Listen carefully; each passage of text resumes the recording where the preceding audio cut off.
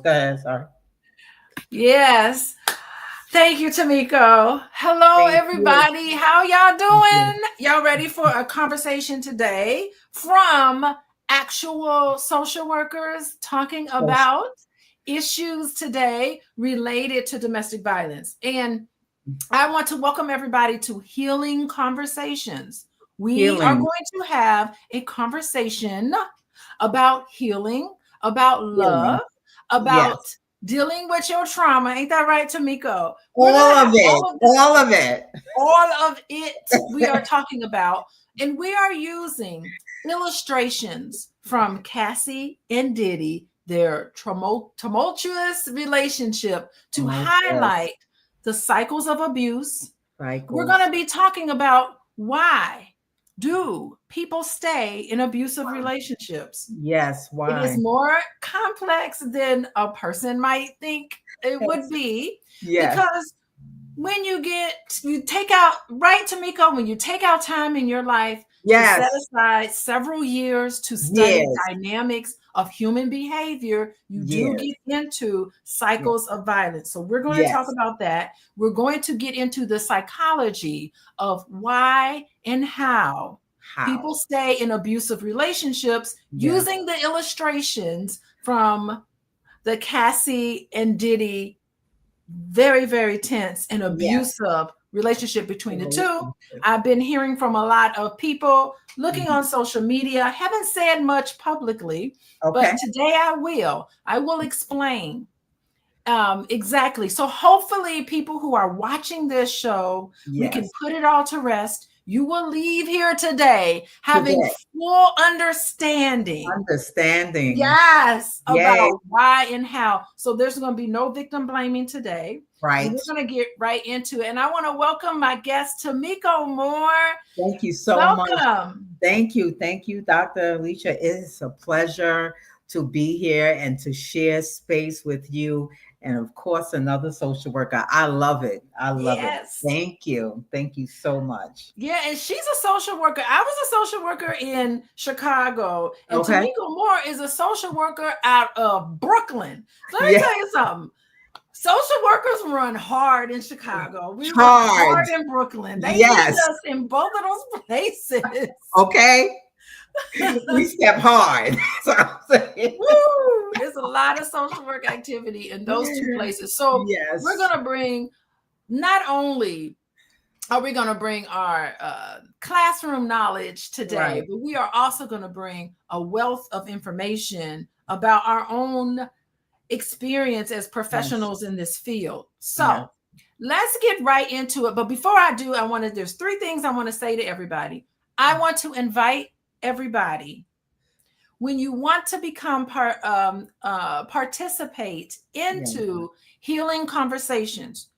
Healing. We're not victim blaming on this page. We're not pointing the Right. finger at who's the problem. We're not Right. ranting online about the problem with Black people. We Right. are having healing conversations. If you are Yes. interested in this, be Yeah. sure to text LOVE to Love. 87948 so that Love. you can become part of solutions. Yes. And that's what we're doing today. And also, be sure to follow me. Where is it? Let me bring it up. So, in case Yeah. people want to see it, text the word love, LOVE, Love. right there to Mhm. 87948. And follow me on Instagram and TikTok. That's I'm it. on there posting information. That's And it. you can follow me there at Coaching with Dr. Alicia. And by the way, for any of you guys who want to deal with your trauma, individual past painful memories that are coming up for you, and you need someone to talk to, be sure to contact me at my website, coachingwithdralicia.com. I work with Yes. couples and individuals, Mhm. and it is something that I just love to do. Yes. So make sure that you do that. Okay. All right, everybody. Yeah. Now, y'all, okay, Okay. we're going to talk about why did Cassie stay in this relationship, this abusive relationship, for 10 years. She stayed in this relationship with Sean Combs for 10 years. Hey, everybody in the chat, how you doing? How about you? I'm just curious about what y'all think. Anybody who's in Yeah. the chat, I see y'all joining me today. I see everybody coming on in here.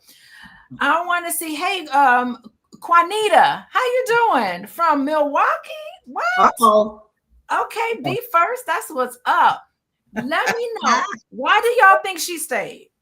I would like to know. I want to see from the comments to see if anybody would like to type in the chat. Why do you think a woman, and I don't want to say abuse can happen either way, but Right. typically when it's this level of physical violence, it's Mhm. typically directed with a woman being victims. And Yes. clearly, Cassie Yeah. was a victim of domestic violence for Yes. several years. Hello, Alicia S. How you doing? Hi, Deanna. How you doing? Is it Alicia or Alicia? I don't know. Low Okay. self-esteem. Yes, that's part of it. Fear, retaliation. Thank you, Queen Neff. Mhm. Queen Neff, that's what's up. We're gonna dig into that and dissect all of those things. Fame, fortune, and admiration. Interesting, Deanna. That's Okay. a very interesting statement there, would you say? So Mhm. money made her stay. That's interesting. Okay, so Yes, could be. that's very Could interesting. be. Low self-value, fear, and isolation. Believing is love and it is not. Thank you, Juanita. Yes, believing that it is love and it is not love. And a party never ended. Cheryl, talking about Okay. party never Okay. ends. Okay, I will weigh in on this, Okay. Cheryl. I got Audio some time. words to weigh in on it. So let's take it over to my guest here. I have all the thoughts about why a woman stays in a relationship so long. Yeah. But how about you tell Yes. me? Let's go through Mhm. one of the reasons. What are one of the reasons why a Okay. woman such as Cassie would stay in a relationship like this for 10 years? All right. So, such as Cassie, we're going to say, right, and could be other women as well. But Yes. one of the reasons could be lifestyle. It could be lifestyle of how she wanted, or lifestyle of what presently is. And sometimes when people are in a great lifestyle as what they wanted, what they desired, then they stay. And sometimes someone can ignore the abuse because I want to continue the lifestyle. And so that is one reason. And all the comments were great: fear, money, and all of that. But sometimes when we have a desire and we cannot create it on our own, and someone can do it for us, it's like, let me jump in. Let me jump in and let me get it before I lose the chance. Right. And so once you Mhm. in that chance, right, and you wooed in, like, I done fantasize you, I done romance you, and I gave you this lifestyle that you dreamt of and you couldn't create. I'm gonna kind of ignore certain red flags that we call in social work, some certain Mhm. red flags to keep my lifestyle. And so that's one of the reasons. Come on, take it, Dr. Alicia. That Yeah, is I mean, one of the what reasons. let me just say what you're saying makes perfect sense. Now, how Mhm. I would frame it is that Mhm. the reason why a lot of women stay in these situations is because they are financially dependent on Yes. the man. When I worked with women, I worked in hospital settings. Actually, I worked at Mhm. Cook County Hospital in Okay. Okay. Chicago. And a lot of women would come in there and they would be beaten up so badly. And I would Yes. talk to them about the cycle of abuse, which we will talk Right. about. And Right. I would, explore with them all of the different options. I would get them set up with counseling and all of Right. those things. And they were very afraid, number Yes. one, that if they left their partner, Mhm. that they would have nowhere else to go Right. because it's about control, because Yes. they felt that their partner controlled all of the finances. And Yes. particularly I would see this, and it's Mhm. not the case in Cassie's situation, but Mhm. sometimes women have children with these men, multiple Yes. children, Yes. and they depended on them, and they felt that if they broke the relationship, that they would basically be homeless on the street. And there have Right. been many times where I've had to place women who were afraid of their life into a shelter. And if Yes. you can imagine, some of these women come from middle class families, come Yes. from upper class families. They'd have to Yes. leave Mhm. all this financial security aside. So it Right. becomes a very difficult decision for a lot of women, and they feel stuck in the Yes. situation. And they feel Mhm. like they're stuck because they feel like they can't make it on their own. And I have Right. spoken to women who are in very, very toxic situations, and they're just overwhelmed by Right. the thought of leaving. They're like, I don't know what to do Right. because this man is paying all the bills. That's it. And I'm afraid that Mhm. if I leave, now Cassie had a lot of fear, Right. okay? But part of the fear was that when you depend on somebody financially, it is so difficult to just pick up your stuff and leave because you psychologically don't believe that you have Right. any other way of dealing with it. So, yes, I really do think that finances is one of the main reasons why a lot of women stay longer than they need to stay. Okay, Yes. so let's just talk about the fact that it is so brave for women to actually leave. Right. It is. It Do is. you want to comment It, on some of the reasons why women stay? Yes. of course. So again, Dr. Alicia, she done said it. Some stay out of fear, but Yes. some stay also out of embarrassment. They don't want to tell they don't want to tell their family. I've also too worked with clients in healthcare, and Yes. some don't want to stay, and even some suggestions that I will say, they say no, I don't want to tell my family. Yes, I do have family back home, but I don't want to go back home and I don't want to tell my family. So I would rather, I would stay. And then sometimes, it is a mindset, right? So once that power and control that Dr. Alicia was talking about have already embedded in your mind, it's Yes. like, I don't even know where to go. I don't know where to go. And one thing that I do want to mention, sometimes when someone, mostly women, try to leave in front of that abusive spouse, then it can heighten, especially a death can possibly happen to the woman. So that is not the right time to leave in front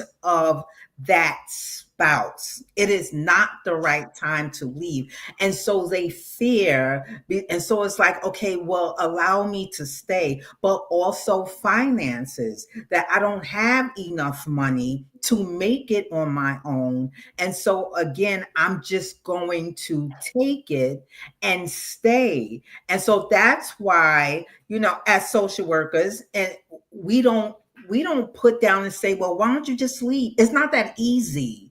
It's You not that actually you easy. shouldn't even recommend it. Right, right. Just to say, okay, well, get up and just leave, because it's not that easy just to leave like that after I have embedded so much time, after I have put my investment in so much time, and here you asking me to leave for the unknown. I can't do that sometimes, but eventually, sometimes Yes. it does happen. But we don't want to, put someone down, because I hear it when saying it's not that easy just to leave. It's Yeah. not that easy just to leave. No, I absolutely agree with that. I mean, it's critical that we acknowledge that the most dangerous time Yes, in a woman's life yes, for a survivor of an abusive relationship is yes. when she decides to leave. Thank you. It escalates the abuser's behavior and it Yes, puts her in immediate danger. And she talks about this a lot. When she was yes. on that stand, how brave is it for her to get on that stand, Mm-hmm. 8 months pregnant, and talk about these things? She said, I was absolutely frightened because she Right, was trapped by him. She said he would come up to her apartment. Actually, he right. paid for her apartment. So there's a Mhm. financial thing, You right? He would see? come up there, and every time she would have to plan and and connive and pretend. Mm. She would have to play and pretend certain things because she Yeah. was so trapped by fear, because Right. he was going to retaliate. Right. He told her, he said, if you leave me, Hmm. I will release those tapes and embarrass you in front of everybody. I Right. will release those sex tapes. That's the So coercement. she was trapped. She Yes. had the loss of financial stability, her Yes. housing. Hmm. He's a powerful person. The psychological impact of that Right. fear is paralyzing. Right. And her safety Right. was in danger. It actually was in danger. I mean, she knew that Kid Cudi's car was blown up. Yeah. He doesn't care about anybody. I mean, we talk about psychopaths. Hmm. Hmm. I would not, if I was working with her, I would not advise her to leave immediately. I Oh, would say, listen, we have to plan for you to leave. right. So you go through a safety plan. Right. But it is not recommended that you leave. And he was Right. scaring her. And by the way, just to let everybody know, on average, a woman leaves a violent relationship after 7 And reported yes. incidents. It is so Yes. critical that we emphasize this, because I Yes. do not like hearing some of these comments from people all online about Right. she should just get up and go. Well, you know what? It's not that easy. It is not that easy. And No. we're talking about 7 times a woman reports the incident. This is 7. not Unreported. isolated events and situations, just when it's severe enough for it to be disclosed and documented. So that tells us about the immense resilience and complexity that it takes to make these decisions, because fear, emotional attachment, financial independence, societal pressures, all of this Right. can influences how somebody seeks help. Right. Okay. Right. So we talked. Hey, how's everybody This is doing? good stuff, Dr. Alicia. This is good By stuff. the way, I just want to say, Right. if you go to the show notes, they have information there. If anybody is going through a very difficult situation, if you yourself, if you know somebody, hit the like button and share this video so that people can understand why Please. and how people are in this Please. type of relationships. Many of us are in it. By the way, there's no socioeconomic status. You could be the wealthy of the wealthy and the poorest of the poor. Yes. Domestic violence Yes. permeates all economic levels. That's one thing I was surprised by, just as a practicing social worker. So, Yes. so I just wanted to say that, and just let everybody know, if this is triggering for you or any of that, go to the notes in the show, and it has the number to the domestic violence hotline, so you guys can have that at your fingertips, and you can hit the like button and share this with somebody who may be going through something like this. Yes. Now, I know people have been talking about the fact that Cassie and Puff Daddy are trauma bonded, and some of this happens because of the cycle of abuse. And I know you have this book. Y'all don't know Miss Tomiko Moore. She's got a book called The Anti-Woman, and it's all, she wrote it 3 years ago, and it's all about societies. Yes. Look at women, and it's all about women. And Yes. I want to talk a little bit about the cycle of abuse. What can you tell? How can you set the stage so that people can understand more about the psychological reasons why women stay in abusive relationships? Okay. Well, that's the key word, cycle. Cycle. It goes around, it goes around, it goes around. So the cycle of abuse. First, sometimes it can really start very, very light, yelling, pushing, keeping yourself away from your family and friends. And then you like, oh no, he just loved me. He just want me to himself. Sometimes you got to weigh how much, because it's that isolation. It's that isolation. How much are you isolated? One thing about a cycle of abuse is that I need to get you away from your support system. Okay. Because if you feel that you have no help and that person is the only way to help you, it is easy to manipulate you, and it is easy to intensify that abuse. That is how the start of it sometimes. So that cycle of abuse, okay, it had, some say it happened. He said that he will never do it again. He brought me flowers, we went out, we had a good night, that night. And so that's the honeymoon stage. It calls the honeymoon. That's the honeymoon stage. That's the honeymoon stage. But then lo and behold, again, it'll escalate right back up. Right. Yes. So I don't know Yes. anyone who's been in a domestic violence relationship and report that it only happened one time. I just don't know. It will come, it will continue. And there's certain factors to play. I don't know. Does he use substances? Does he have an anger issue? But what I do want to say that domestic violence, it is not about anger. That person can be angry, but it is about power and it is about control. I break your power and I use my control over you so you can do what I say to do. And if you don't, it's going to be a problem. That's how the fear starts. That's how the fear starts. So that's the cycle. It will start slow. Sometimes it'll start hot, but it will start slow. And you will say, well, because sometimes we see the signs, but we so don't want to be by ourselves because it's not so easy to be lonely. We're feeling that loneliness. And so I'd rather just be in something to be together, than versus lonely and safe. And so I remain in this cycle of abuse because I'm tired of being alone. I'm tired of being alone. Oh my God. And it's so funny because that honeymoon stage feels so good. Good I girl. mean, so much happens in that honeymoon stage. It's almost like they beg you. They say, please don't leave me. I don't know what I would do without you. Okay. And I'm gonna things will be good again. Good. They shower you with gifts. Right. They apologize. They give you all those words of affirmations. Yes. They do anything for you. And they just talk about how terrible. They'll even promise to go to therapy, but don't actually go. Don't go. They don't go. They ain't gonna go. And No. it feels good because of the loneliness. I love that you brought up that loneliness because it actually feels good. Right. That honeymoon stage feels beautiful. And you have amnesia. And you stay. Right. And you stay. And actually for a long time, things become calm again. Right. And you're thinking to yourself, he's not going to do it again. Right. They're not going to do it again. This phase, it's an illusion of things being stable.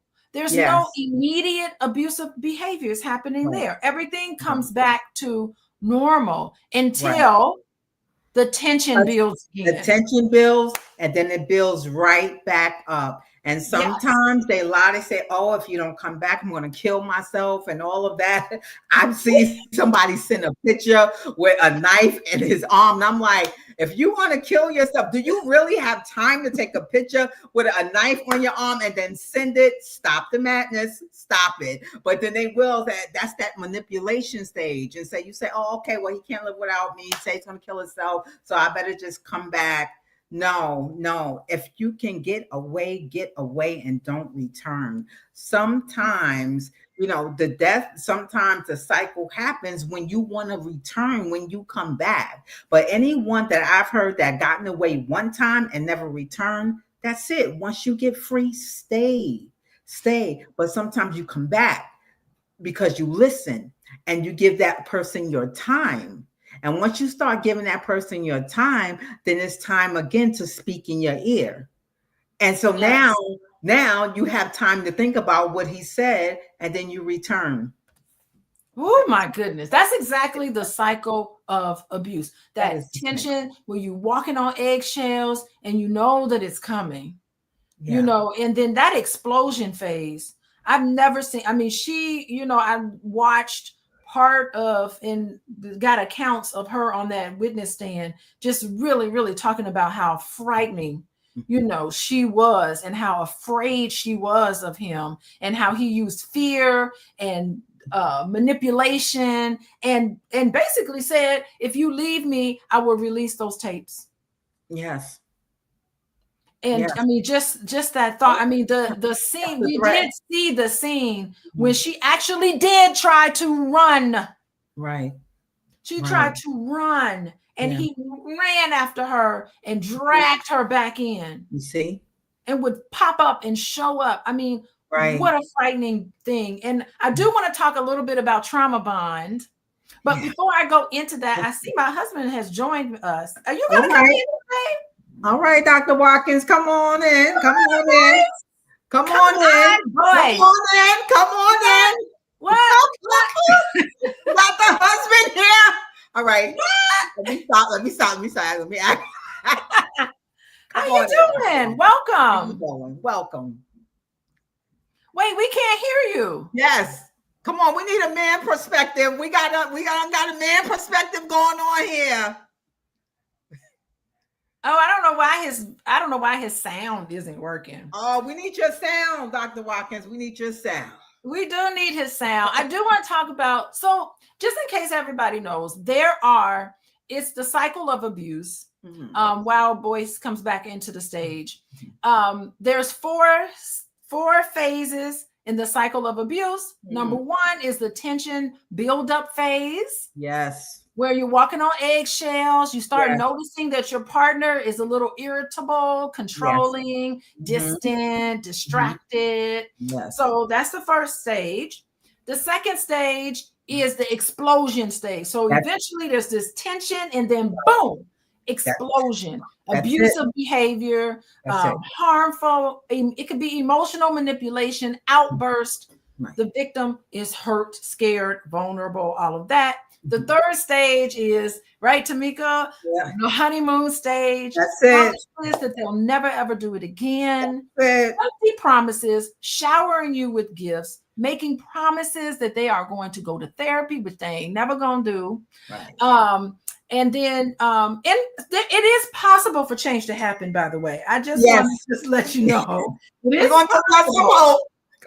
Just give some hope. It is possible that that change will happen. But finally at the end, and then the stage number 4 is, and it's a cycle, so it repeats itself. Right. It's where things appear stable again. There's no abusive behavior and everything is down. Everything is calm and everything is until it builds up again. So I want to just say, hopefully my husband will come back on, but I want to just say all relationships, even healthy ones, go through cycles. Right. Right. So, y'all know. Right. Speak on that, Tomiko. Okay, we're going to speak on cycles. All right. All right. So, like Dr. Alicia said, even healthy ones go through cycles. And it can just be cycles of disagreements. All right. Yes. Cycles of disagreements, then cycles of abuse is way totally different.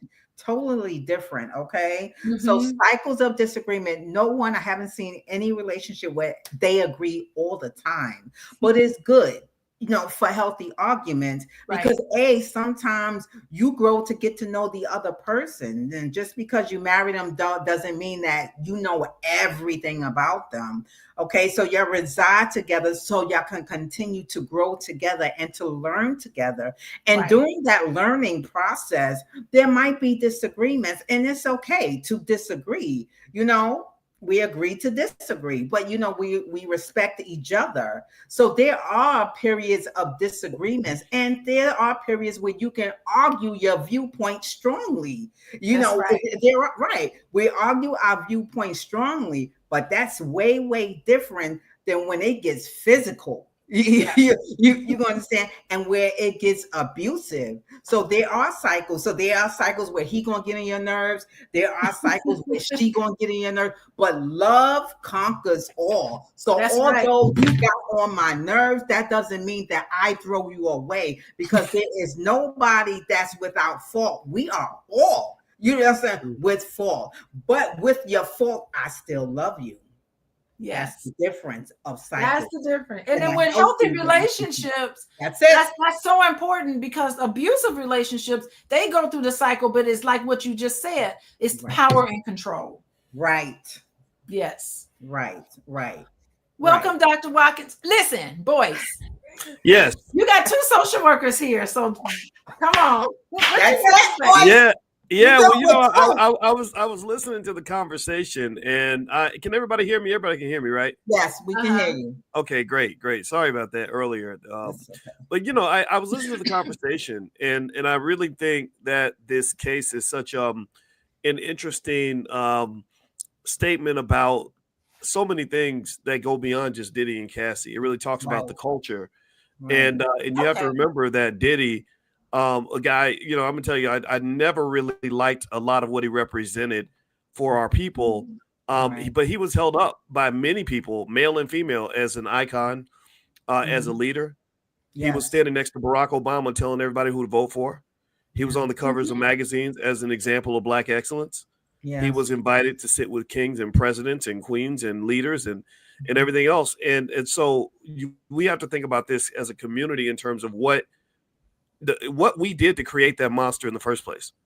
Like Right. we created that monster. We fed the beast, right? Mhm. And then now we're upset about the fact that the beast was eaten behind the scenes. But what I really would say too is that I think it's time to take a second and acknowledge those individuals and collectives who saw the beast all along. Not just so much with Diddy, but the Right. fact that Diddy is a product of something bigger than Diddy. Right. Diddy ain't just Diddy. Diddy is like he had Oprah Winfrey level power in the sense that he was connected to Right. so many people. Every celebrity wanted to be with Diddy. There were commercials, videos we could show right now where Mhm. Will Smith and all these Ashton Kutcher and all these celebrities are saying, "Ain't no party like a Diddy party," right? So Mhm. Diddy isn't just a guy. Diddy is a manifestation of a broader idea that's Mhm. bigger than him, and like similar to a Pied Piper. If our children, Mhm. millions of our children were attracted to bright shiny. Mhm. Millions of our young girls said, "Ooh, I want to be with a man like that. I want to be Mhm. next to Diddy and Jay-Z." I knew a young lady I mentored who said that she went to college only for a little while because she knew one day she was going to meet Diddy or Jay-Z and they were going to take her away and she was going to have this amazing career. So I think that rather than us just talking about the specifics of what happened here with Diddy and Cassie, Mhm. there's not a doubt in my mind that Diddy did sinister things. I think that we should really talk about the culture and realize we're all guilty of signing off on this. If we were if we were to have tried to have this conversation in Mhm. 2014 instead of Mhm. or 2015 instead of 2025, the reaction will be completely different. People will say, "Why are you hating?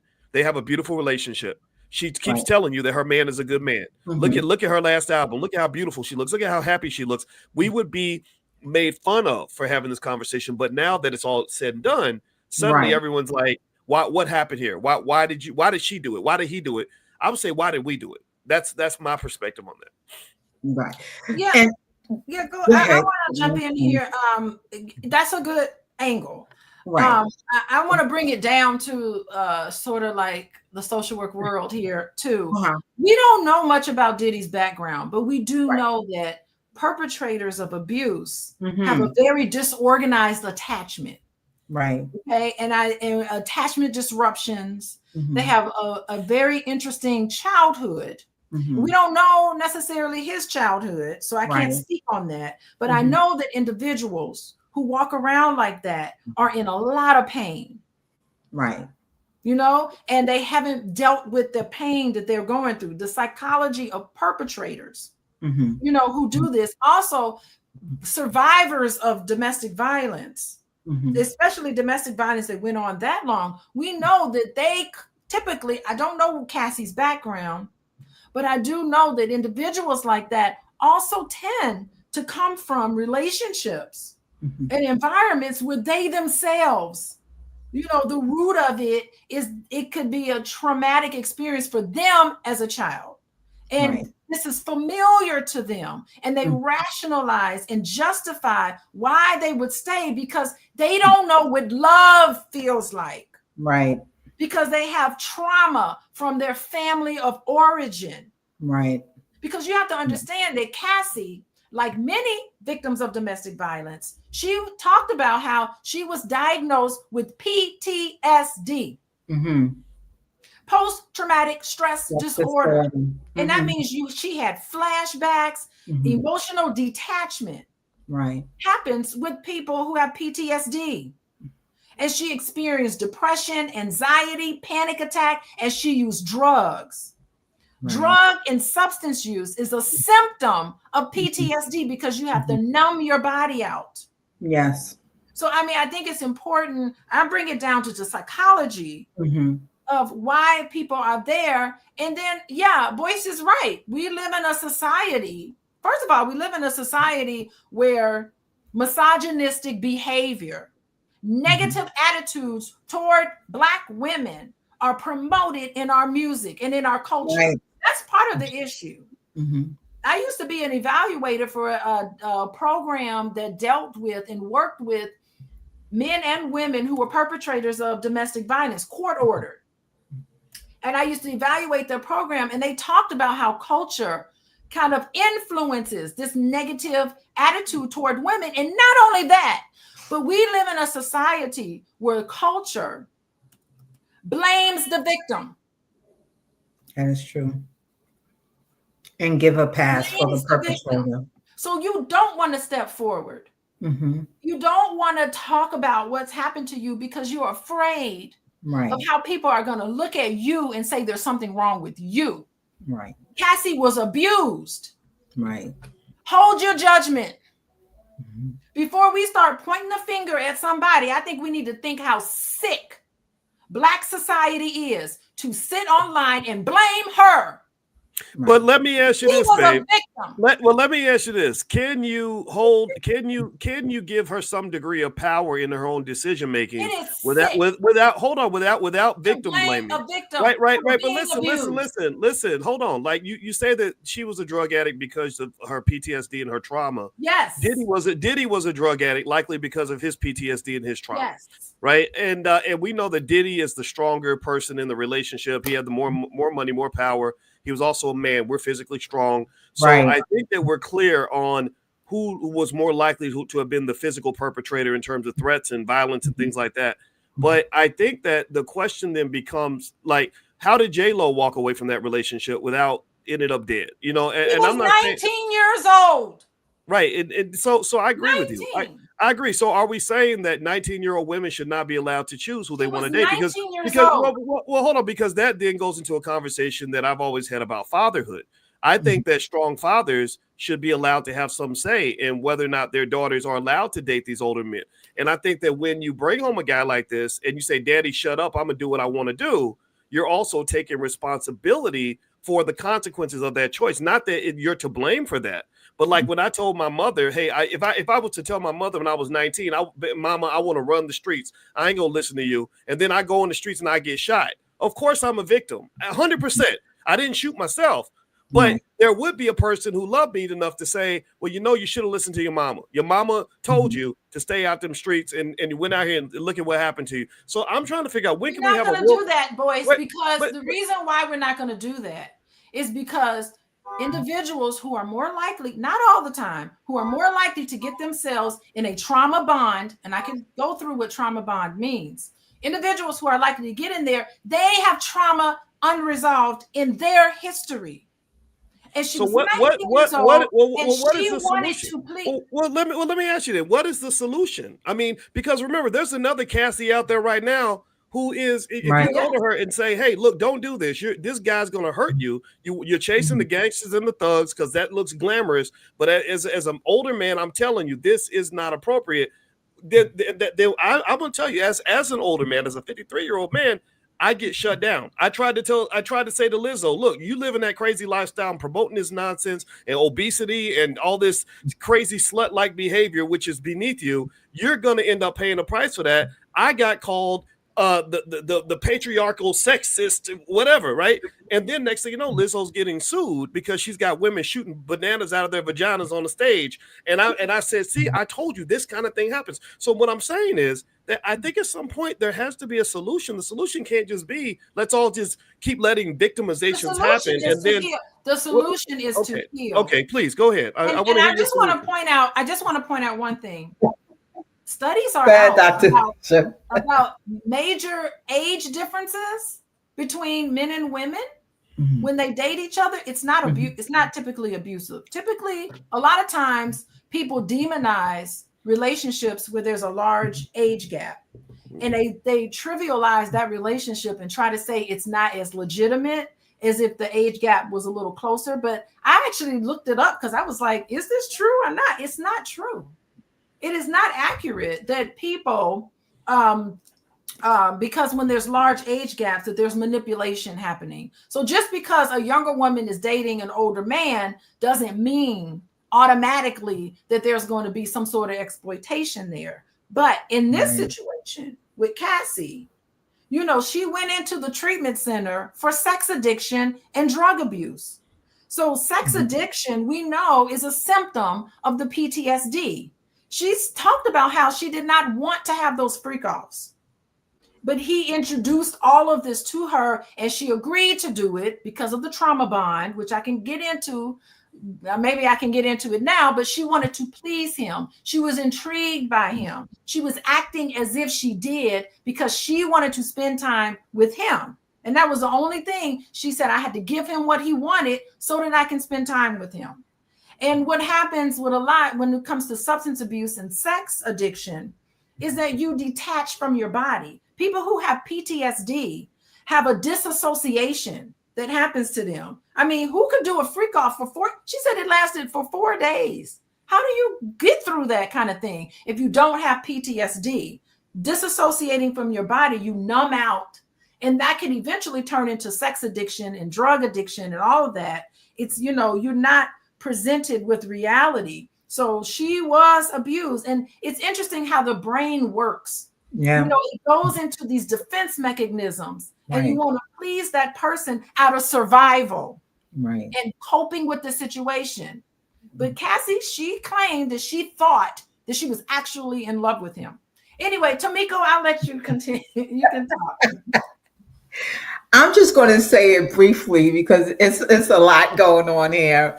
But as far as Diddy, and I've never promoted Diddy, I'm saying, but anyway, I believe that although Diddy have sat with Oprah and President Obama and things like that, I'm thinking they seen some good in him. They seen something, but that violence that was escalated, it was already embedded in him.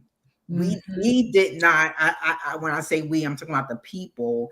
Don't believe that we promoted it for him. It was already embedded. And sometimes when things are deep down rooted inside of you, it just needs something to happen, triggers for it to come out. But that was already embedded. And like Dr. Alicia said, that could have been from years. And sometimes instead of dealing with a situation for years, we mask it, we cover it, and then we just keep rolling. And so that's how sometimes, you know, people become good at something. It's like, listen, I mask it.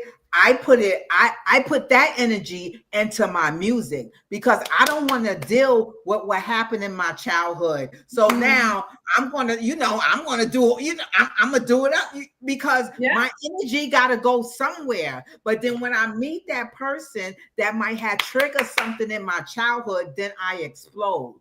So that violence and things like that was already embedded. I believe it was already embedded inside of Diddy. And so, so Obama, you know, he was with the big boys and things like that because I'm gathering, I guess they seen something positive. And although again, we all, again, without error, we all are not without error. We all have human error. But this one, this domestic violence, no, have to pay the price of your behavior. It have to be a price. There's always something is a cost to your behavior, but it's something that probably occurred in the childhood because we learned behavior. We coming out the womb. We don't know anything unless we're taught. You know what I'm saying? Or we observe something and then we mimic it in the beginning.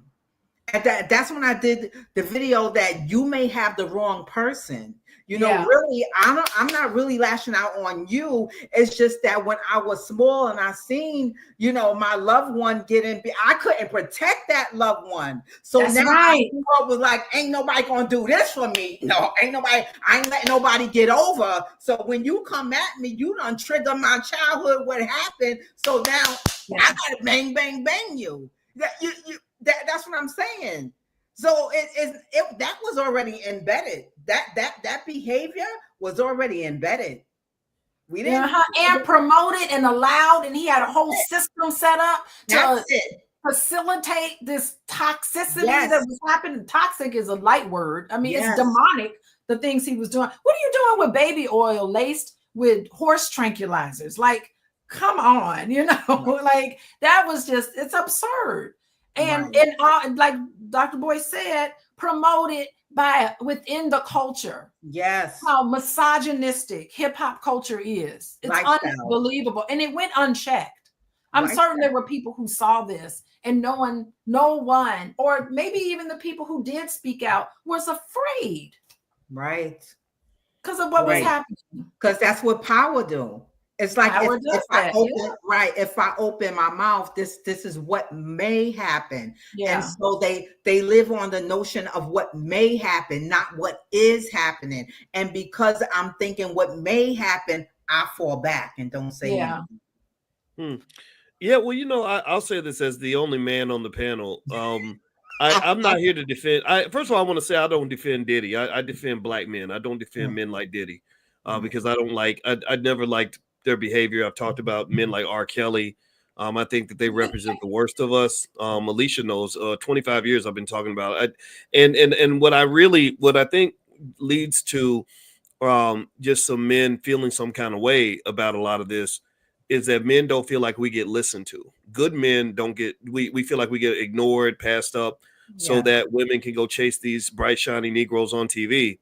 And it's fine. I mean, I don't care. People can like who they want to like. But then when they go off with these guys and they get victimized, then they'll say, well, it's because men do this and men do that. And men don't do that. No, those men do that.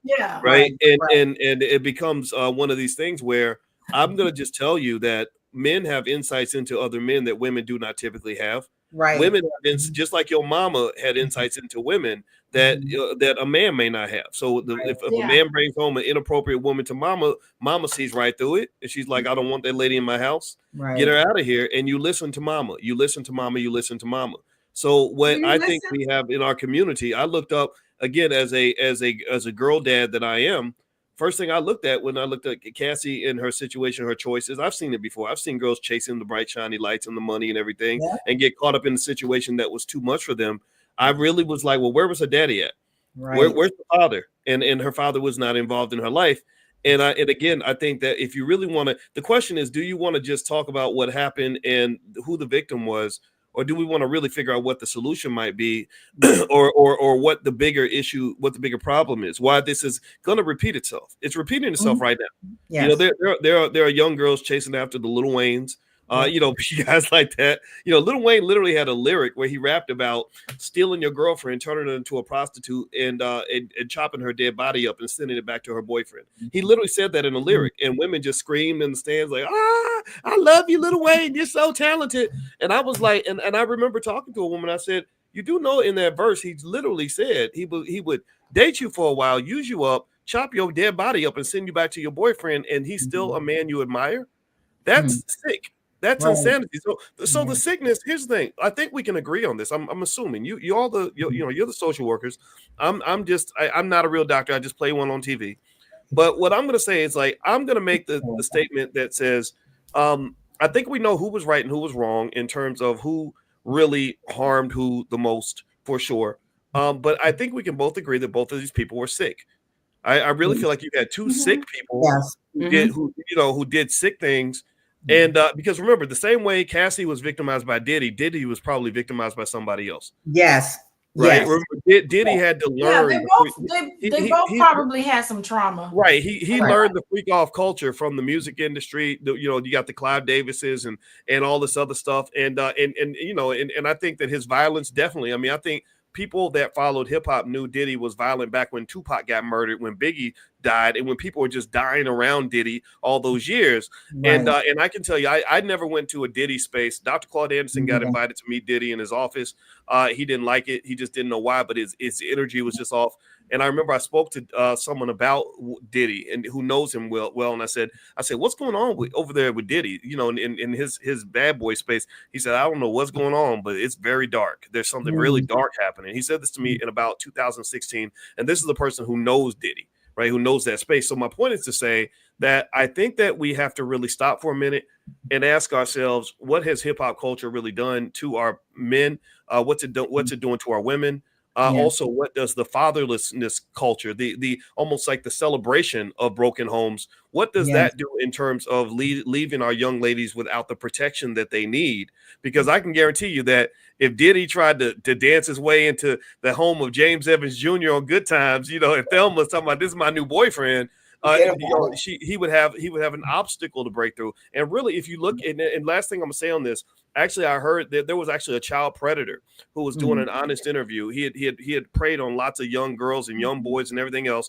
And in that interview, they said, well, what was the thing that would make you pick one child over another, or one young lady over another?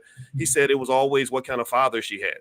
He said if she had no father or a weak father, then I was more likely to move than if she had a strong, serious father who could tell that I was up to no good. He said that kind of man I ran away from because I did not want that kind of smoke. He said, but the other people were like little, like just eating an apple off a tree. They were easy pickings. So that's it. Yeah, I just want to add to, I agree with what you say, but I want to add to it. It's not just any father in the home. It's a father who respects the mother. Because some of these people come from violent homes where they grow up watching their parents throwing stuff at each other and kicking and fighting and beating on everybody, and the toxicity. They grow up in toxic homes. That's priming people for a future of what's familiar to them. They get into the trauma bond because they forget. They think that this is connection, but it's not. It's psychological trauma. That it starts psychological trauma. There's alternating abuse and an intense makeup process we just talked about. That cycle of abuse bonds you psychologically. You deny the reality of the abuse, and the person's telling you that didn't just happen, and you start second guessing yourself. So I just want to just make that, you know, because that's why people get locked into an abusive situation like that. Through the beatings. Why did she stay? You know, all of this stuff. She was physically, sexually, emotionally, psychologically abused, basically made into a sex slave, transported all over the place, which is the RICO stuff that, you know, he's got to kind of defend. But the beauty of what she talked about was the fact that I was looking up about what Cassie said. She said she had to get clarity. And in order for her to get clarity, she went to therapy. She was able to sit down with somebody. And I don't want to let everybody know here. There's been many times where people feel ashamed because they didn't have a father.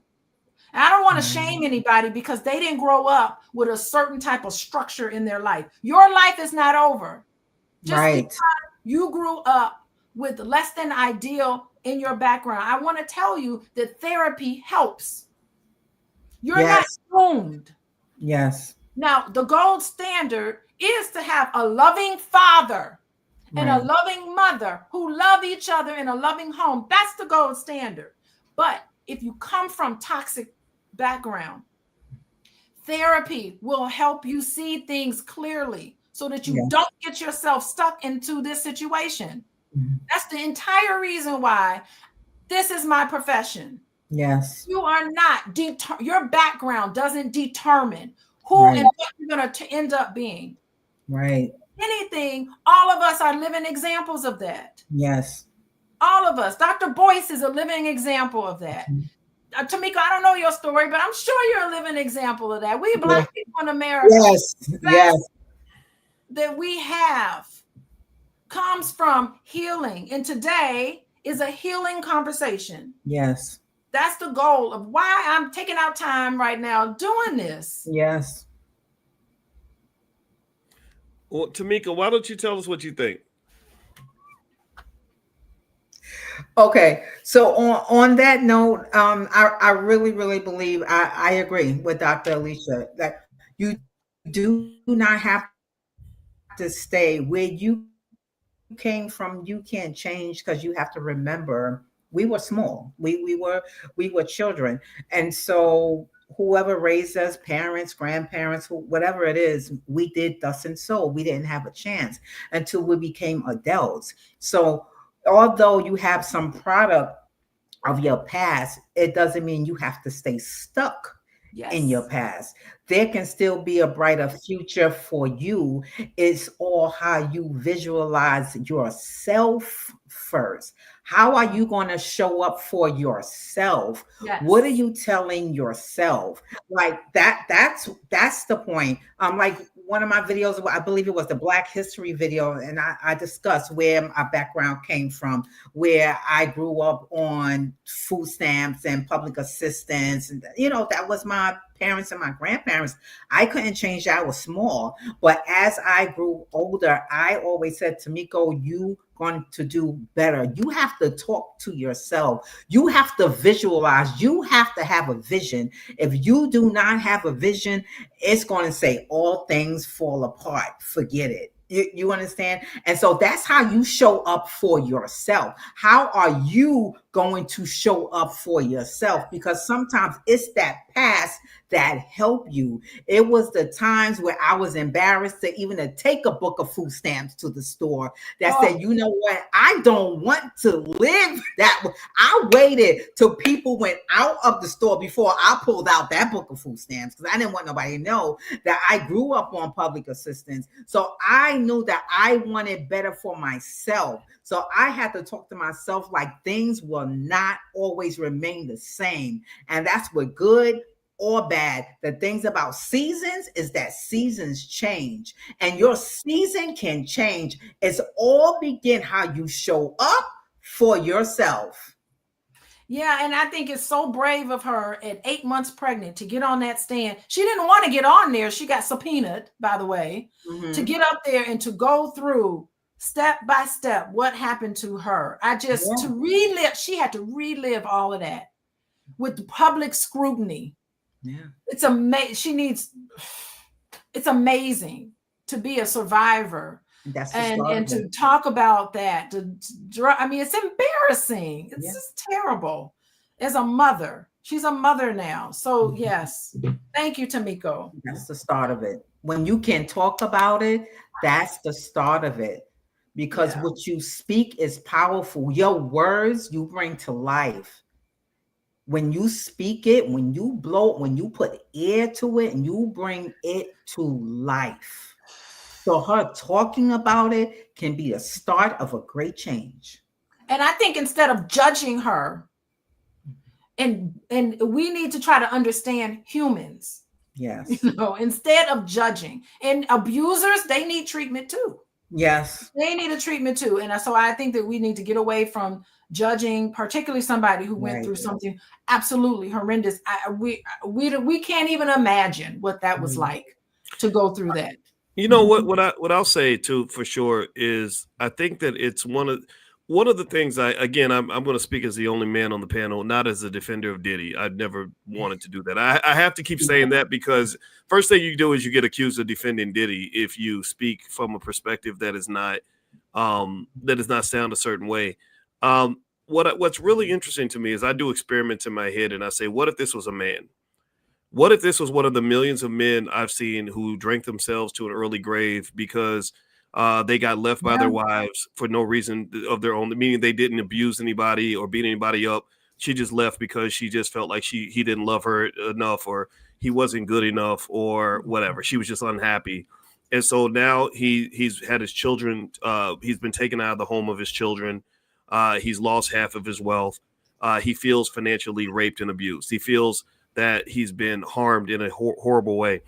I don't see a lot of the same ability to empathize with what those men feel and what they're going through, or the same vilification Right.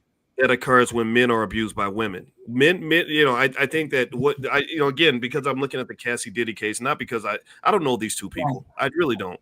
I'm looking. I can only see the bigger picture. I can only see society, and what I do see is a society where if Cassie was a man, and let's say Cassie had done a bunch of freak offs with a woman, and the woman, let's say the woman was a hip hop mogul who said, if you leave, then I'm going to tell your mama about all the things that you did or whatever.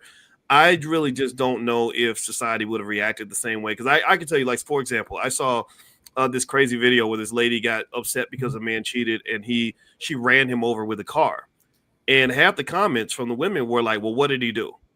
Right? He must have done something wrong. And and so again, I think that when you go beyond the Diddy Cassie case, because I think that's pretty clear cut. I told you I ain't never liked this guy. I would never want anybody to accuse me of trying to defend this man. Right. I really just kind of feel that sometimes the gender bias pops up in the sense that I've known men who've been victimized by women. Women don't typically abuse with their fists. Women abuse with their minds and their emotions. The emotional. Oh, in the pocketbook, women tend to abuse men by stealing their money and taking their money, and it's just awful. Abuse. We're talking about Cassie right now, but but listen, like, or just beating them down emotionally. Like a lot of the men that you like, there, for example, there are people who could not hear a word of what Kevin Samuels had to say because he said it in the wrong way. And I think Kevin was wrong in many cases because he forgot that men can die alone too. I believe Kevin died alone, right? And he was nasty. But what people failed to do was take the time to say, why are so many men hurting? What happened to there? A lot of them are hurting from abuse they might have gotten from their mother, who claimed to love them, but emotionally abused them by making them feel some kind of way. Maybe, I don't know, whatever it might be. Emotionally abused by women that they chose. Meaning that maybe they were not respected properly, they were not treated well, or they were, or they were left for no reason, abandoned for no reason, right? So my point is to just say that generally, I think that when we look at most abuse cases and we look at the woman as the hero and the man as the perpetrator, and that's kind of the snap judgment I think a lot of society makes. I don't know if that's always the right case, because I think we're denying the agency that women have in the choices that they make. And also, I think that if you want to talk about specifically the Diddy Cassie case, I think it's okay to ask some questions and to say, well, a million other girls, not a million, there's probably 1,000 other girls that he offered that same situation to who just said, get out of my face. I'm not doing all that. Well, I just talked about the origins of abuse that primes people. I just went through that whole thing. Right. So is it possible? Yeah. Is it possible? And babe, you can answer this. I'm gonna be quiet. I just explained. I mean, I already talked about it. I hear you. But is it possible? Is it possible that someone could have a stern conversation with Cassie to say, this is what happens when the devil will wave the bag in your face, and if you go chasing that bag, the devil's gonna have something for you that you may not have signed up for. Is that okay to say, or do we just say, no, you're the victim, you go sit down and just get victimized again because what you she did doesn't get victimized again. Here's the thing. The thing is, I just talked about therapy. I just talked about what primes people, the attachment disruption. I just talked about even perpetrators of abuse. They are also victims too. So I'm not just talking about that excuse. So we covered that. So if anybody's listening and you want to know the answer to that, rewind. And I got the answer to that. But there's 3 things I want to say because I got to go. Number one, I really do feel like men need everybody.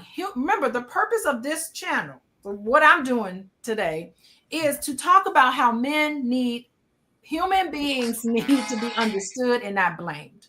Okay, so men need empathy, absolutely. Even men who are perpetrators of abuse, they also need empathy. Now, they also need to pay for what they've done. Okay, they all need to pay for what they've done, but they need to receive empathy for what they've done. We need to stop stigmatizing, because so many men, not even psychological abuse, boys, there's so many men who are physically abused by women, and they are so embarrassed and stigmatized by it, they don't even report it. They don't even protect themselves like they need to. So nobody is deserving of abuse, not even men. So, including men, right? And so I think that we all need some healing here. And with that, I need to wrap it up. Do you want to wrap it up? Because I gotta go. Well, why don't we let I'll finish up with Tomiko because I feel like she has a lot to say. So I'm gonna let her. How about you? You can go ahead and bounce out, babe, and I'm gonna let Miss Okay. Moore. All right, y'all too. Bye, everybody. Okay, All right, bye. love you. All right, so Miss Moore, go ahead, man. What are your thoughts? Come on. So basically, to join in, I believe, you're right. Some men they do get abused, but they don't report it and they don't talk. See, men are doers. From what I learned, okay, they do it. They're tasks or they're task oriented. They're not going to sit like a woman and say, I feel this way, or I've been abused and things like that. Now, I became aware of a man that was, in an abusive relationship, and I encouraged him. I said, "Hey, well, do you want to report it?" And they say, "No, because I'm a man. Because it's an image that I have to uphold, and so I'm not going to deflate my image to report. I'm just going to take it like a man." Or I'm going to push away, or I'm just going to start a new relationship. So that's how that went. But it didn't go reported. And then I agree with Dr. Alicia. Some women, they also use the police involvement. They know all of a sudden that the police is going to take the woman's side. Where it comes to abusive relationship in men. So they automatically know so I'll call the cops on you. And that's what some women do. Like go ahead and try it because I'm going to call the cops on you and the cops are going to believe me over you. And so they say, okay, well, I'm just leaving the house because I don't feel like dealing with the cops. And so there's different things that role play into men, being abused, but they don't report it. And so that's this. So you got to deal with the issues of the authority and who's the authority really going to believe. And like you said, society sometimes is biased because it's really been more women that being abused, but there are men that get abused, but they don't want to report it because, like I said, the women, if they say, "Hey, well, go ahead, I'm going to call the cops," automatically the cops is going to take the woman's side. And although that wasn't it. So there's different things that role play. But what Dr. Alicia said, there should be a conversation held. And that's what relationship building, is. We build relationship. But when you don't want to be honest, then I really don't know how to approach you because you want to continue just to hold it all inside. So how can we really move forward? Because abuse is a language. When I can't really talk about it, then I have to act it out physically. Wow, that's very interesting. I mean, I think I'll tell you, Miss Moore, it's I think with the Diddy Cassie case, I'm not, I'm not interested in trying to say I know anything about these people's lives. Right. I just think it's another thing I think that ends up triggering me about stuff like this is I remember seeing just so many crazy situations that would happen in college campuses, where two students would agree to get drunk. Right. And literally one person would consent to have sex with the other one, but then say, well, it was rape because I was drunk and I can't consent. But my logic would say, well, but you were both drunk. Right. And then the father in me would say, well, y'all 19, why y'all in there drunk anyway? Right. Like why are we even creating a situation where sober people, everybody, all of us who went to bed at 10:30 at night that night have to sort through, who the victim, who the perpetrator was. It almost ends up, it's almost like when one drug dealer shoots another drug dealer, like y'all shouldn't be dealing drugs, like what exactly. the hell, Right. yeah, like right. not all this foolishness, so I kind of think it's so I tend to sort of look at the environments, like when I just think about that world of of chasing money, chasing rappers, free golf, drugs, Right. alcohol, affecting decision making, right? You can't tell me that most of the crimes that happened in this relationship did not happen when somebody was under the influence of something, right? Exactly. And it just creates this chaotic mess. So I think that there's a bigger lesson that God has for us underneath all of Yes. that. That's Yes. deeper than just, don't go try to date Diddy. I think Right. the bigger lessons are, number one, Diddy ain't the only one doing this type of stuff. Exactly. There's a whole Hollywood hip hop culture around that. They're just isolating this to say, yeah, he's Yeah. the bad guy. All of us are good. We're all good, but he's the bad one. No, y'all all bad. Right. And then, That's and it. then right. And then this thing in terms of what drugs have done to the Black community and Black relationships. I don't understand why we still allow people to market drugs to our children through the music. They market it through the music. The rappers will rap about being high and everything else, and these young kids will hear this, and they end up chasing this crazy lifestyle that's going to put them in terrible situations. Right. And I think that until we decide that we're going to get the bigger lesson, it's almost like how the Jews realized, like, as long as we're fighting, Hitler gonna come try to kill all of us, right? Yeah. Like, so Yeah. they realized that they had to come up with a bigger lesson to learn, other than just the small-minded lesson. Until Black people learn the bigger lessons, we're gonna always have these situations. There'll be another Diddy Cassie situation that's gonna happen 5 years from now, and we'll be debating that too. Who did what, and all this other stuff. It's all like like that movie Groundhog Day. Yes. Where in our community, the same tragedies repeat over and over and over again. That's it. Because we're not looking at the bigger lesson God gave us. Y'all Right. should have learned to say no to drugs back before Whitney Houston died. Long time ago. Right? Long time. There was a commercial. This is your brain on drugs. Yeah, Right. Crying. Right. It was like, this is it. Like, this is it. This is it. So yeah. And I think that also, because so I'm really just thinking about it, like, if you think about our children, the children are the future, and I'm talking to my son and my daughter about Diddy and Cassie. Right. The messages I give to each of them, I think, will be slightly different, right? For my son, I say, son, don't be like Diddy. Right? The singing, dancing, drug addicted Negro who harms women. Okay. Right. And I would say, treat women well in your relationships. Then I would turn to my daughter and I would say, don't choose men like this to have relationships with. And also I would probably say, don't go chasing the bag, because there's a lot of horrible men holding the bag, and they have a game. They use that bag because they know it's going to pull in women who are not thinking on a higher spiritual level. If you're just chasing it, because believe me, there's so many women I know. My wife's in that category. My wife, she'll never agree with me about this, but she was the most beautiful woman I saw on that Indiana University campus. I was there 2 years. I did not see a prettier girl on that campus. Right. And so she would get hit on by these professional athletes, drug dealers with a whole lot of money. She told me a story about a guy who was going to pay her rent if he would just let her keep a suitcase in her closet, right? and, like, just crazy stuff that happened. Yeah.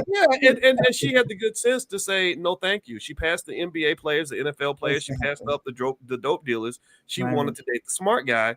And I think why don't we teach our girls to pursue the smart guy, pursue the guy that's going to give you a peaceful life. Also learn how to get your own bag. I like that from Honey, right? That way you don't have to go chasing bags. Your bag is already in your closet and you can focus on something else. I'll let you get the last word, ma'am, please. Okay.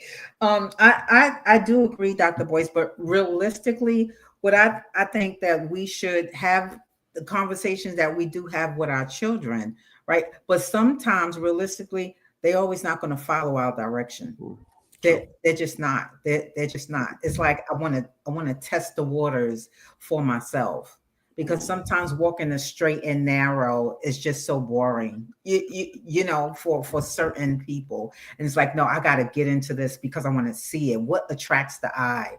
What's going to draw me? So although you have, provided direction, it's like, okay, I hear it, but I also want to test the waters, and not even knowing the consequences of testing the waters. You understand? But what I will say, don't stop talking. You understand? Because you never want, and that's to all the audience, you never want your loved one to say, you never told me that. even if they don't follow your direction at that point, the words were already embedded in them. You understand? They will still hear what you have to say. It will bring into remembrance. It will happen. They may not tell you, oh, I remember when you told me years ago. I'm just getting it now. I'm just getting it now. So we can direct our children, we can direct our loved ones, but they are going to make their own decisions, and it might be left. And sometimes when we do turn left and we sometimes get hurt, while turning left, sometimes they all work together in our development. You understand? It all works together. Yes, I was bruised here, but I got out. You understand? And it took that bruising that I had to go through to develop me. So sometimes the storm must come in order for me to reach a certain level of development. So although I heard your direction, but I still have to get bruised here in order for all things work together. So although I did hear your direction, but I made my own choice and I had to get bruised here, with your direction and the bruise, I began to reach another level of development and awareness. And sometimes it just has to happen like that. So don't ever stop talking. Sometimes we feel like that our words are falling on deaf ears. Like, I told this one, but he's still turning left. I told this one, but she's still doing what she want to do. Sometimes, I'm sorry, the streets have to be our learning lesson. But don't stop. Don't stop talking. Don't stop. We never want to hear our loved ones say, you didn't tell me that. Give me the knowledge. Even though I might not follow it then and there, it might work later for my good. All things work together, the good and the bad. I do agree with you for sure. I think that what is unfortunate too is our young people are exposed to such a harmful, deadly culture early. that sometimes the universe ain't gonna give you but one shot. That's right. You decide, okay, I want to be like my favorite rapper. And you got a son that says, I'm going to go out in the streets and shoot somebody. Yes. Well, he might learn his lesson after he gets an 80-year prison sentence. And at that point, it don't matter. He could be the wisest man in the penitentiary, yes, and mentoring all the young guys coming to jail, but he ain't never going to get a chance to redeem himself, right? And so I think that I think we have to just, I think sometimes there's some areas where you can fall and hit your head and recover, but there's some areas where you fall and you hit your head and you'll die. And I think that right, because you think about it, you imagine being in that space with the freak offs and the sex workers and the drugs. So you come out of that, you're a drug addict, you got a million STDs, probably HIV. And so now it's like, okay, now I'm wiser and I know, but at what price, right? Exactly. I think that there's like a tuition we pay in the University of Life, and sometimes that student loan will never be repaid, right? Meaning that sometimes you'll get something that you can't get back. Right. You'll end up in a situation that you can never fix. Someone will take away something from you that you can never recoup. Right. And so I would say, this is why I think it's important for us as a community to also confront this culture and to just say, like, we got to stop dropping our kids in the toilet and then making them dust themselves off, because there's a lot of kids out here who never have to go to a freak off to learn life lessons, or they never have to go to prison to figure out who they are. Because their community is guiding them to, become tech entrepreneurs, or guiding them to become, attorneys and things like that. And I think that's the thing that makes me very sad about it. Anyway, that's my 2 cents on it. And I want to say thank you. Thank you so much. Where can people follow you? Do you have a Instagram or something? I do have Instagram. Is Tomiko, TOMIKOM, and the number 12. So it's Tomiko M at 12. Dr. Alicia, she did mention my book. This talks about relationship. This is the anti-woman. This is the controversies of a woman. against what they had, controversies against themselves or controversies against men and the broader society. And then at the end, how we all can try to join together to become a better us and to become a better society. And we unite. We need each other. Okay. Yes. That we need. If we can get over, I don't need anybody, I'm good by myself. Sometimes that is not true. Men need women and women need men. We Yes. need each other. Yes, absolutely, 100%. Yeah, I would never, ever, ever try to convince our girls that they don't need their mother. Yeah. So when I see people say that about fathers, it breaks my heart because Yeah. you may not need that man, but your kids do. And Exactly. And your kids suffer. They suffer at the end. Then they want to get body piercings. Then they want to get tattoos.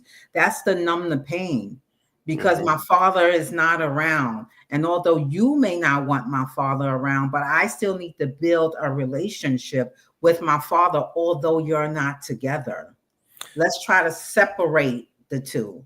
If y'all didn't get along, okay, try to resolve that. But I still want that relationship with the other parent. It took two to make me. I want both. I want a balance of both. Yeah, yeah. Well, and it's funny to Tomiko, did I say that Yep. right? Tamiko, Yeah, yep. yeah. It's funny, Tomiko, because um, I attribute a lot of that to I guess chasing the highs of dopamine to maybe Yes. heal the pain that we never fixed, right? Mhm. Not heal, but to numb the pain, right? Not Right. heal it. And so you're chasing the dopamine of sex Yeah. through these different relationships, but Mhm. you haven't acquired the discipline to take responsibility for the choices you made. Exactly. You chose that woman. Now Right. raise that baby you made. You chose that man. Now Right. raise that baby you made. And I just I'm really saddened when I see how many examples there are of people that will get together and make a baby and Right. then break up even before the baby's born Right. because there's no sort of standard in terms of saying, okay, I have to acknowledge my responsibility, not just to have this baby that loves me, but like if you're talking about a mother, sometimes I think mothers might feel that, well, my baby loves me and I feed my kids and I do right by my kids, that's good. But there's a responsibility to a situation you created as well. I think same thing is true with Exactly. men, Exactly. and I know that this is not popular. A lot of people don't talk this way, but in my thought of it is I hear a lot of people say me, I, my Mhm. happiness, I want this is what I want. I have to take care of myself, self, me, I, self. It Right. sounds like a broken record to me. Right. And I don't hear a lot of people talking about we and us. And Exactly. and, and it's almost become what is it the word? It's almost become sacrilegious to Right. even try to suggest that perhaps the group matters more than yourself. Again, Mhm. I know that's controversial. I'm not asking anybody to Mhm. agree with me, but Right. that's exactly how I think. Because believe me, don't tell Alicia, but if all I Mhm. did was think about myself, Mhm. there's a whole lot of other things I could be out here doing than Right. just, I mean, I literally like I love her kids like they're my own. I don't have to take Right. care of those kids. Right. The world would forgive me if I said, well, those ain't my kids anyway. Forget the Right. little Negroes. I'm gonna go party. I'm gonna go to a Right. Diddy party. And but the way I was raised, it's like, no, you're a black man Right. with black children. You Right. have a responsibility to the black community, Yes. and it ain't just about you having pleasure and joy every single second of the day. Right. And honestly, I'm kind of weirded out over how Mhm. people hear that and they think that's weird. But if I Right. go to other communities, I go to Asian communities, Jewish communities, other communities, Mhm. they completely understand that uh Mhm. that idea of some degree of self-sacrifice, not to the point where you can never be happy, but to the point where you just are Right. committed to something bigger than you, right? And so I don't know. Mhm. I would encourage Mhm. everybody to think outside the box on that and follow your spirit as opposed to just following like Yes. what you hear on the internet. You hear a lot of selfishness on the internet. I ain't putting up with no man who does Yes. this. I ain't dealing with these women because these women want this and want that. No, I have Right. patience with women. I know women are different from men. I had just like I had patience with my mother, my grandmother, my sister, my daughters, etc. Mhm. Women confuse the hell out of me sometimes. Sometimes y'all just make me mad. I don't get it. But I have patience because I know your value and I know your worth and I want you around me and I want you to want to be Right. around me. I want to add value. And Right. and a selfish person, I don't think can see any of that. Right. So Yeah. anyway, Yeah. Yeah. I get it. I get it. And sometimes then we go sometimes to learn, one have to be willing to listen. And some is not willing to listen, especially, and it's no throw off to any population, but mm, sometimes, especially the adolescents, the teenagers, there are 16-year-old mothers. I'm not throw I'm not, it is, it happened, whatever. But sometimes when you feel like, hey, I don't want to listen, then things happen like that, and then you end up in this relation, and then you pregnant, and then the father goes off, and then the same person that you didn't want to listen to and you said you got it, now you're dependent on because the father left. mm-hmm, And so mm-hmm, sometimes you just have to be willing to open to listen, because there are experiences that the older person or whoever that was trying to talk to you had already lived. It's nothing like a lived experience, and they trying to share it with you. But because you feeling yourself, they said they say, and you say, listen, I don't want to hear it.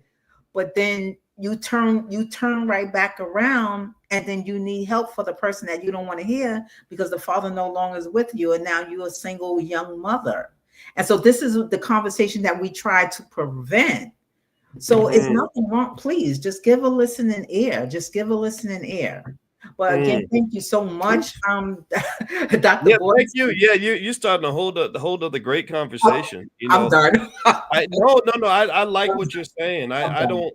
I mean, everybody. It's really weird to me how many people get offended when you say, "Just shut up and listen." Sometimes Yes. stop talking so much. Stop acting like you know everything. You don't know Yes. everything. Yes. I had more education, Tomiko, by the age of 25 than Mhm. most people will have their whole entire life. Yeah. And the number one thing I do is I will listen. Right. Because the first thing I learned when I got my doctorate and all those other letters behind my name is Okay. how little I actually know. Thank you. Me You know, too. yeah, I done studied books and I have a lot of life experience and I have something to offer eventually. But the first thing I need to do is shut up and Yes. listen and Yes. understand. And it's so weird to me Mhm. so many people are just like, I don't want to hear nothing. Da, da, da. Yeah. Yeah. People like that never get ahead. No, I agree. I just feel like I need to say this since I done I done mentioned the teenagers, adolescents, the teenagers. This is just strictly for you. You don't have to be alone. If you are feeling like you alone, you are not alone. We are here, meaning adults. There are even agencies to support you. There are adults, but we need you to be willing. We need you to be willing. Okay, we do love you. We was adolescents ourselves, and sometimes being an adolescent is hard because you just trying to feel your way through society, and you don't even know, and you feel all this corruption in you by yourself, and poor, and why is it like that? It don't always have to be like that. I'm the person. I grew up on the same thing. I grew up on Medicaid. I grew up on public assistance. It don't have to always be like that. Okay, so you don't always have to use substances to numb the pain. But please just be willing to listen and to talk. But we do love you. We do love you. So don't ever feel like it's only you and you alone, because it is not. I'm done. All right, that's a great message, and I agree 100%. And I want to say thank you Thank you. to Miss Tomiko Moore. Thank you. And Tomiko is the author of the book. What is it? Anti-Woman? Anti-woman. It's a lot. Anti-woman. And so thank you, Miss Tomiko. I appreciate you blessing us with your time. Thank And you. everybody, have a great night. And don't forget, tomorrow morning we're going to meet for class. If you are not already in our morning economic elevation training, we do this 7 days a week, 10 a.m. For anybody that wants money in their pocket, anybody that wants to get ahead financially, you can just text the word morning to the phone number 87948, and I will send you an invitation myself to invite us or invite you to join us in the morning. So God bless you. Have a great day, everybody, and thank you again, Tomiko. It's great to see you, Thank and you. y'all have a good night, All right. everybody. All right, bye Take care. bye. Good night. You Okay, too. Bye bye. bye.